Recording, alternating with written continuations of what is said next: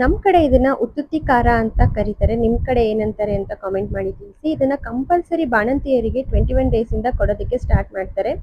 Milk supply ಚೆನ್ನಾಗಾಗುತ್ತೆ ಅಂತೇಳಿ. ಇದರಲ್ಲಿ ಡ್ರೈ ಫ್ರೂಟ್ಸು, ಅಂಟು, ಉತ್ತುತ್ತಿ, ಆಮೇಲೆ ಒಣ ಕೊಬ್ಬರಿ ಎಲ್ಲದನ್ನು ಹಾಕಿ ಮಾಡಿರ್ತಾರೆ. ತುಪ್ಪದಲ್ಲಿ ನೆನೆಸ್ಬಿಟ್ಟು ಕೊಡ್ತಾರೆ.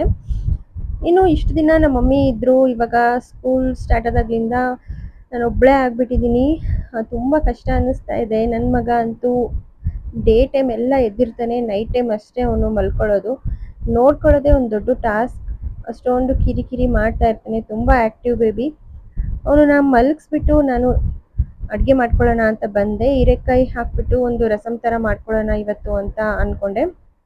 ಇನ್ನು ನನಗೆ ಡಿ ಎಮ್ ಮಾಡಿ ಕೇಳ್ತಾನೆ ಇರ್ತೀರಾ, ನೀವು ಬಿಸಿನೀರು ನಿಜವಾಗ್ಲೂ ಕುಡ್ದಿಲ್ವಾ, ಮತ್ತು ಬಿಸಿನೀರು ಅಲ್ಲೇ ಕೈ ತೊಳಿಬೇಕು ಅದನ್ನೆಲ್ಲ ಫಾಲೋ ಮಾಡಿಲ್ವಾ ಅಂತ. ಖಂಡಿತ ನಾನು ಫಾಲೋ ಮಾಡಿಲ್ಲ. ನಾನು ಬಿಸಿನೀರು ಕುಡಿದು ಇಲ್ಲ, ಬಿಸಿನೀರಲ್ಲಿ ಕೈ ತೊಳಿಬೇಕು, ತಣ್ಣೀರು ಮುಟ್ಟಬಾರ್ದು, ಅದನ್ನೆಲ್ಲ ಏನೂ ಫಾಲೋ ಮಾಡಿಲ್ಲ. ಡೆಲಿವರಿ ಆದಾಗ್ಲಿಂದನೂ ನಾನು ತಣ್ಣೀರೇ ಯೂಸ್ ಮಾಡಿದ್ದೀನಿ. ಸಮ್ಮರ್ ಆಗಿರೋದ್ರಿಂದ ನನಗೇನು ಡಿಫ್ರೆನ್ಸ್ ಅನಿಸಿಲ್ಲ. ಏನಕ್ಕೆ ತಣ್ಣೀರು ಮುಟ್ಟಬಾರ್ದು, ಬಿಸಿನೀರಲ್ಲೇ ಕೈ ತೊಳಿಬೇಕು ಅದನ್ನೆಲ್ಲ ಹೇಳ್ತಾರೆ ಅಂತ ನನಗಷ್ಟು ಗೊತ್ತಿಲ್ಲ. ಹಾಸ್ಪಿಟಲಲ್ಲಿ ಎನಿ ಟೈಮ್ ಬಿಸಿನೀರು ಫೆಸಿಲಿಟಿ ಇರಲ್ಲ, ಅಲ್ಲಿಂದನೇ ಶುರು ಆಗುತ್ತೆ. ಆ್ಯಕ್ಚುಲಿ ನಾನು ತಣ್ಣೀರನ್ನೇ ಯೂಸ್ ಮಾಡಿರೋದು ಫಸ್ಟ್ ಡೇ ಇಂದನೂ ಕೂಡ.